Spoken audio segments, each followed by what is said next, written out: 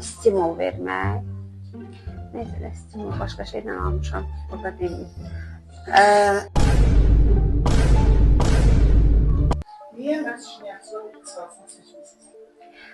Mən uşaqlıqdan rəssamlığa, dizaynerliyə çox həvəsim var idi. Gözəl yeməklər bişirirdim və sonuçda gəldi, elə oldu ki, özümü şirniyyatda tapdım. Müasir şinyatçılığında hansı yenilikləri izləyirsiniz? Müasir şirniyyatda təbii ki, yeni çıxan trendləri izləyirik.